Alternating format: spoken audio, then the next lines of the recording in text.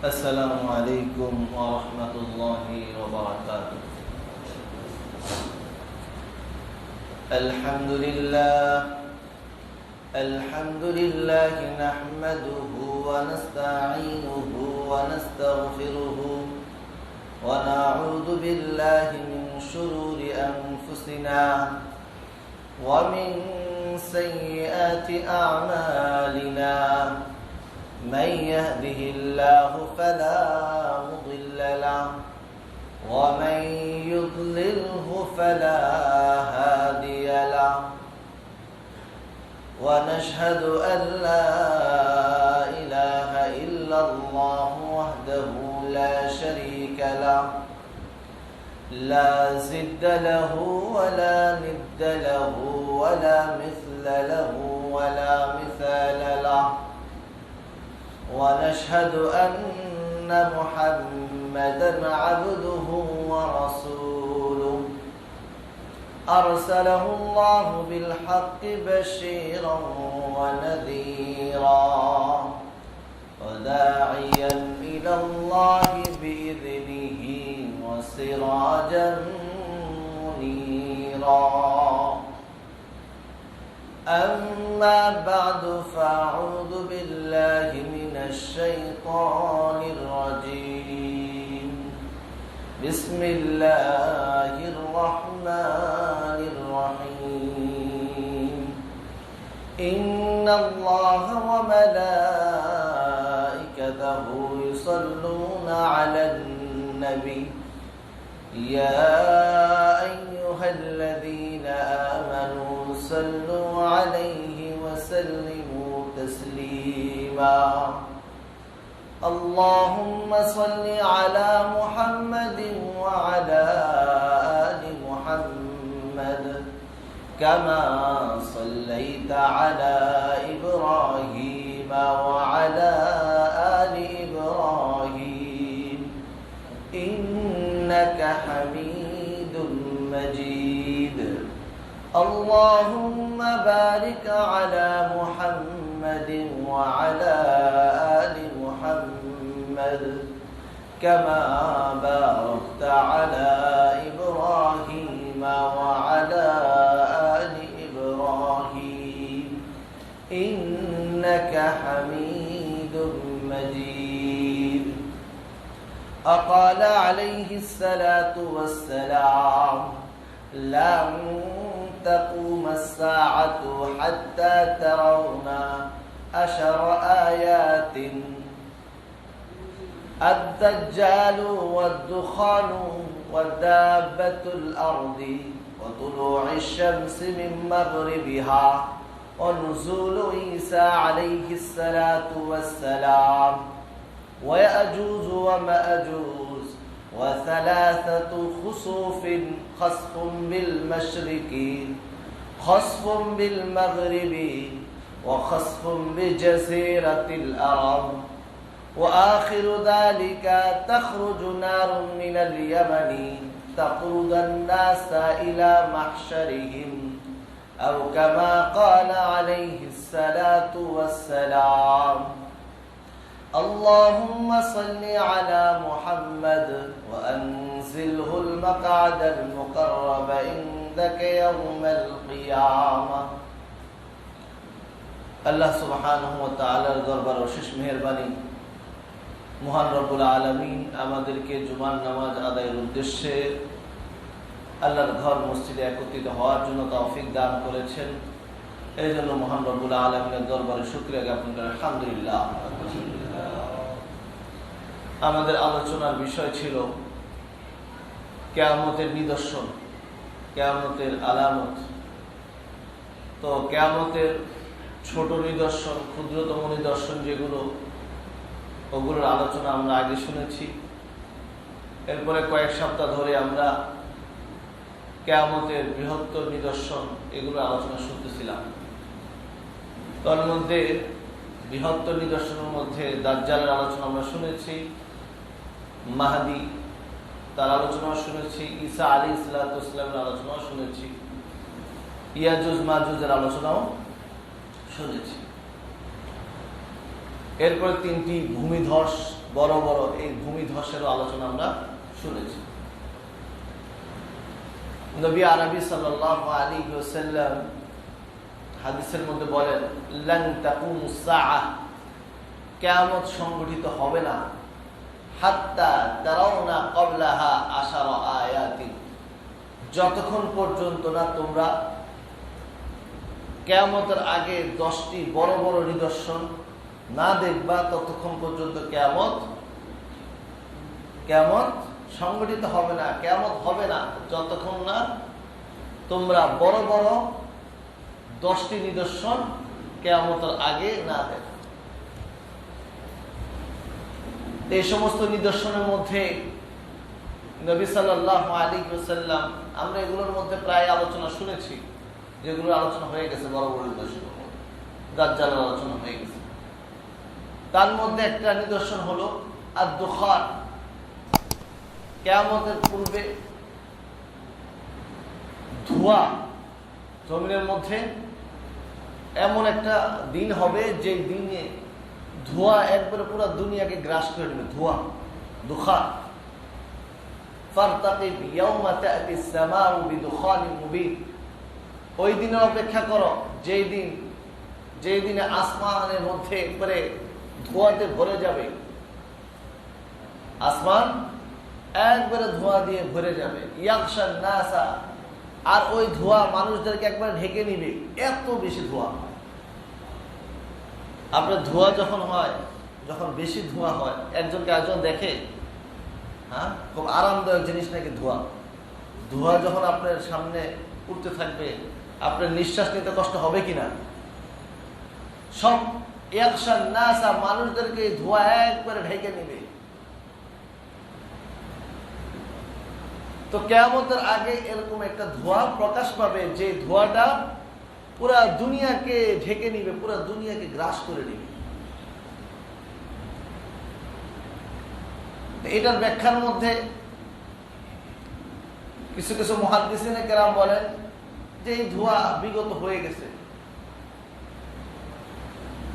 আবার কেউ কেউ বলেন মুহাদ্দিসিনে কেরামের মধ্যে থেকে, কিয়ামতের পূর্বে মানুষ, এমন একটা সময় আসবে যে মানুষের মধ্যে এত পরিমাণ অসহায়ত্ব, এত বেশি তারা দারিদ্র হবে একটা সময়, যে দারিদ্রতার কারণে মানুষ যখন দুর্বল হয়, মানুষের শরীর যখন চোখে ধোঁয়া দেখে না, হ্যাঁ, চোখে ধোঁয়া দেখে না, সবকিছু ঘোলাটে হয়ে যায়, এমন হয় কিনা? শরীর যখন একবারে দুর্বল হয়, তো দুর্বলতার দরুন মানুষের দৃষ্টি কি থাকে না, চোখ থাকা সত্ত্বেও, দৃষ্টিশক্তি ঠিক থাকা সত্ত্বেও সে চোখে কি দেখে? ঘোলা দেখে সবকিছু।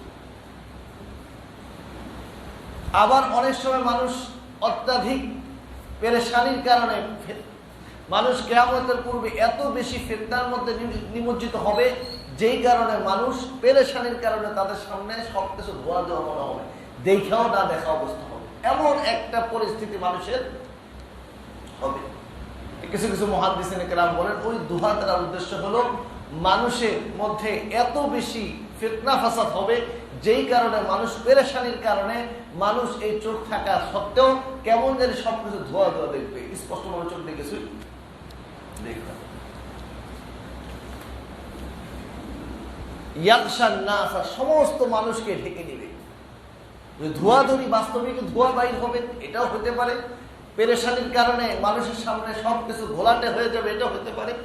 অধিক দুর্ভিক্ষের কারণে মানুষের সামনে সবকিছু কি হবে? ঘোলাটে হয়ে যাওয়া সম্ভব। এই 3 ব্যাখ্যার যে কোনো একটা ব্যাখ্যা নিলে নেওয়া যেতে পারে, কোনো সমস্যা নেই। যেহেতু হাদিসের মধ্যে এবং কোরআনের আয়াতের মধ্যে স্পষ্টভাবে এই জিনিসটা নাই যে কিরকম হবে। তো নবী সাল্লাল্লাহু আলাইহি ওয়াসাল্লাম এরপরে হাদিসের আরেকটা, দাব্বাতুল আরদি, জমিন থেকে কিছু প্রাণী এমন বাইর হবে, জমিন থেকে কিছু প্রাণী, তাদের জমিনের কোনো মানুষ থেকে জন্ম হবে এমন না, মানুষ থেকে জন্ম হবে এমন না, এমন কিছু প্রাণী যেগুলো জমিন থেকে বাইর হবে।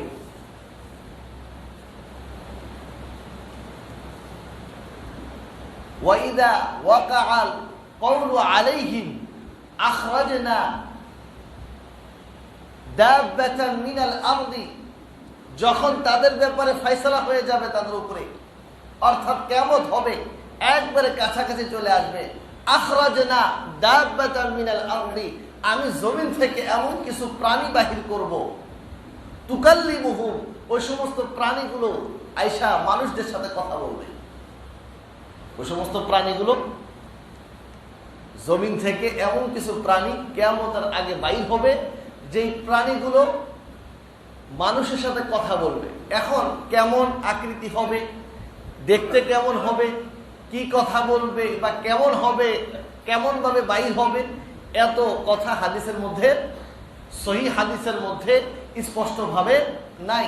কোরআনের আয়াতের মধ্যে আছে যে জমিন থেকে বাইর হবে, আর বাইর হওয়ার পরে তারা মানুষদের সাথে কথা বলবে।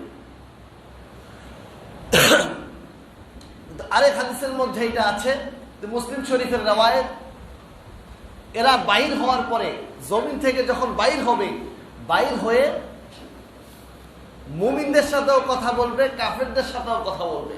কাদের সাথে? মুমিনদের সাথেও কথা বলবে এবং কাফের যারা তাদের সাথেও কথা বলবে।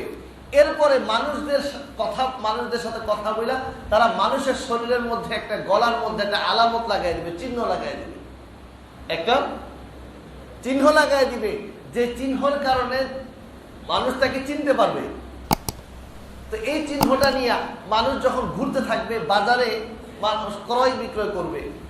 তো একজন মানুষ বাজারে যাওয়ার পরে একটা উট কিনবে, উট কিনে জিজ্ঞাসা করবে ওটা কার? ওই যে একজনের গলার মধ্যে যে চিহ্ন দিয়ে গেছিল, ওই জমিন থেকে বাইর হয়েছে এমন একটা প্রাণী, ওই ব্যক্তির এই উটটা, সেটা আমি এখন বিক্রি করতেছি। তো জমিনের মধ্যে আসার পরে ওই সমস্ত প্রাণীগুলো মানুষের গলার মধ্যে চিহ্ন দিবে, যে চিহ্ন থেকে কোনো মানুষ বাকি যাবে না। মুমিন হবে তারও একটা চিহ্ন থাকবে, কাফের হবে তারও একটা চিহ্ন, ভালো মানুষেরও একটা চিহ্ন দিয়ে দিবে, সে মন্দ মানুষের একটা চিহ্ন দিয়ে দিবে, যে চিহ্নের কারণে বোঝা যাবে যে এই ব্যক্তিটা হলো ভালো আর এই ব্যক্তিটা হলো মন্দ, এই ব্যক্তিটা ভালো আর এই ব্যক্তিটা মন্দ।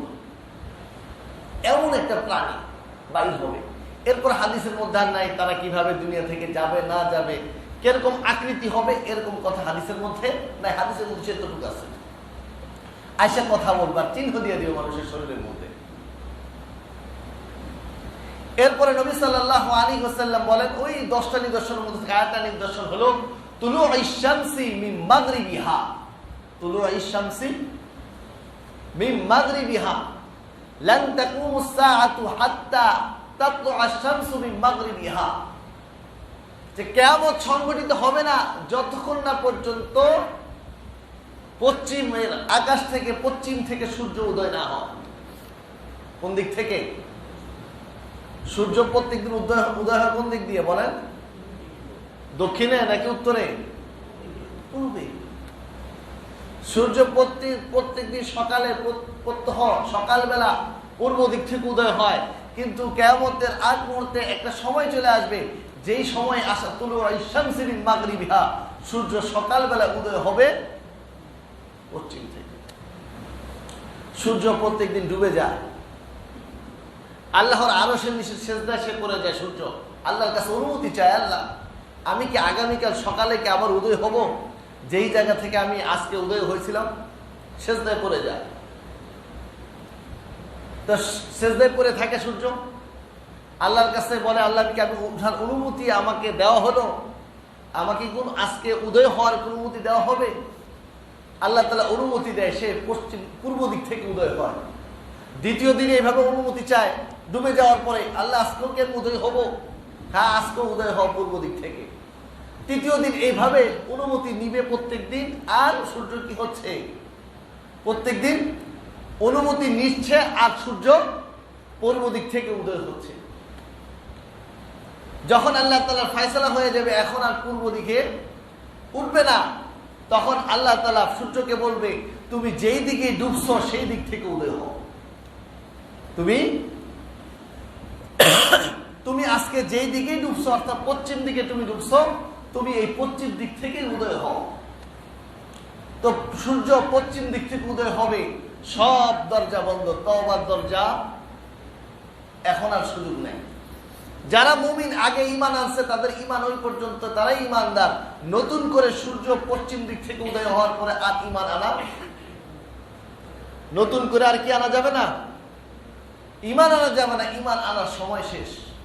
কারণ সূর্য কোন দিক দিয়ে উঠে গেছে? সূর্য পশ্চিম দিক থেকে উদয় হয়ে গেছে। সূর্য যখন পশ্চিম দিক থেকে উদয় হয়ে যাবে আর ঈমান আনার কোনো সুযোগ থাকবে না। মানুষ, একজন মানুষ সে গরু গাভীর দুধ দহন করবে, দহন কইরা সে এটাকে ঘরে নিতে পারবে না, শুনবে যে সূর্য উঠে গেছে। কোন দিক থেকে উঠে গেছে? পূর্ব দিক থেকে, পশ্চিম দিক থেকে সূর্য উদয় হয়েছে। একজন মানুষ বাজার থেকে একটা জিনিস কিনবে, কিনার পরে সে ঘরেও পৌঁছতে পারবে না, তার আগে শুনবে যে সূর্য উঠে গেছে। একজন মানুষ তার গবাদি পশুগুলোকে, তার যে গবাদি পশু রাখার ঘর আছে, এই ঘরের মধ্যে রাখবে, রাখে সে ঘর থেকে বাইর হইতে পারবে না, শুনবে যে সূর্য পশ্চিম দিক থেকে উদয় হয়ে গেছে। তো সূর্য পশ্চিম দিক থেকে উদয় হয়ে গেল, আর ঈমান আনার কোনো সুযোগ, সময় শেষ। সময় কি? কারণ যতটুকু সময় দেওয়া হয়েছিল মানুষদেরকে ঈমান আনার জন্য, এই সময় এখন আর,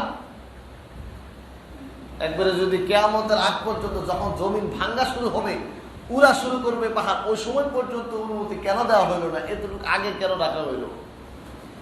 এইটা একটা কিয়ামত। এখন একজন মানুষ যদি যেরকম একজন মানুষের উপরে যখন মৃত্যু আসে, তার সাকরাতুল মাউত, মুমূর্ষু অবস্থায় তার মৃত্যু আসতেছে, যাচ্ছে, অর্থাৎ এখন একবারে মৃত্যুর আগ মুহূর্তে, তো প্রত্যেকটা মানুষ এমন একটা সময় আসলে সে ঈমানদার হয়। যেরকম ফেরাউন পানির মধ্যে যখন ঢুকতেছে, যখন কি হচ্ছে, আল্লাহর আযাব তাকে ধরে ফেলছে, তখন তো সে ঈমান নিয়ে আসতেছে। এরকম যদি সুযোগই দিয়ে দেওয়া হয়, তাহলে প্রত্যেকটা মানুষ ওই দুনিয়ার বাকি সময়টাকে সে খেলাধুলায় নষ্টই করবে। এই জন্য একটা সময় তাকে যাওয়ার পরে আর এই ঈমান কবুল হওয়ার সুযোগ নাই।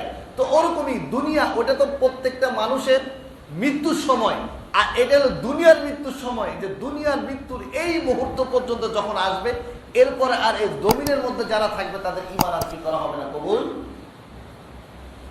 তাদের ঈমান আর কি করা হবে না? কবুল করা হবে না।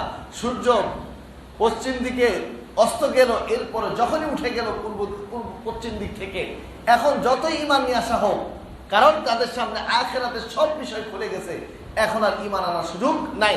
যেরকম একজন মানুষ মৃত্যুর মুমূর্ষু অবস্থায়, একবারে মৃত্যু যখন সময় হয়ে যায়, যেরকম তার সামনে সবকিছু খুলে যায়, ওই সময় যেরকম তার ঈমান আর কি হয় না, গ্রহণযোগ্য হয় না।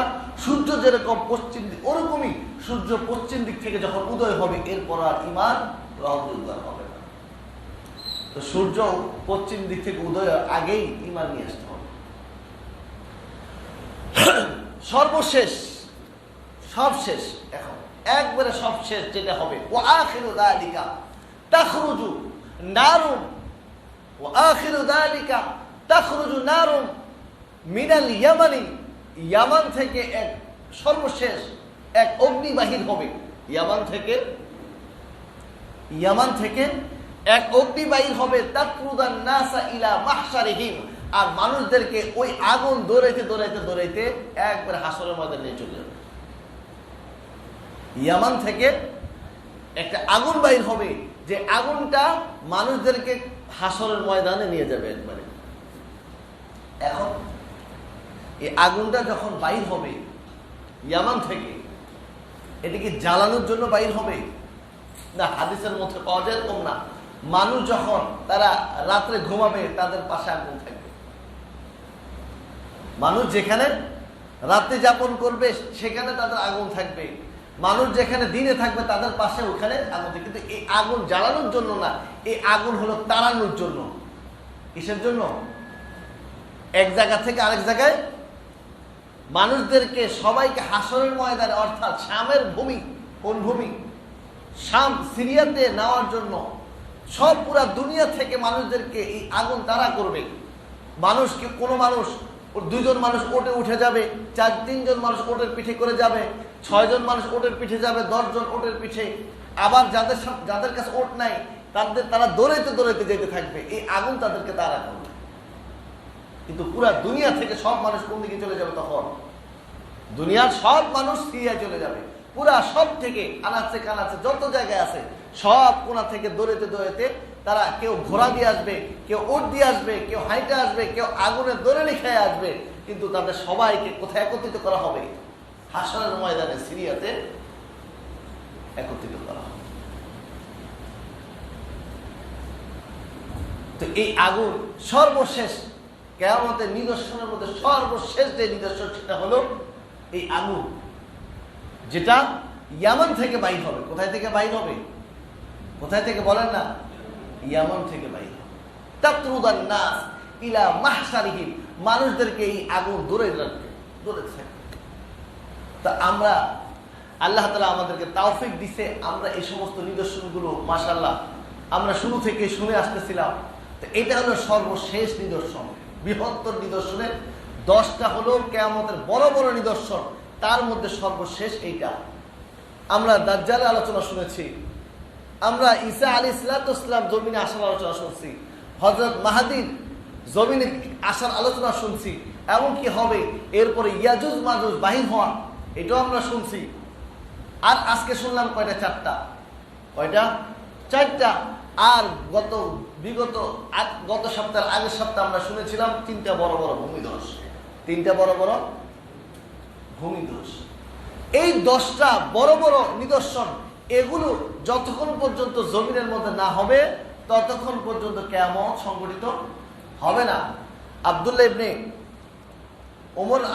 মাসউদ রাদিয়াল্লাহু আনহু, ওনার সামনে এক ব্যক্তি আয়েশা খবর দিল যে আল্লাহর রাসূলের সাহাবী, কিয়ামত তো হয়ে যাচ্ছে। আয়েশা বলতেছে কি? ওনাকে এসে কি বলতেছে?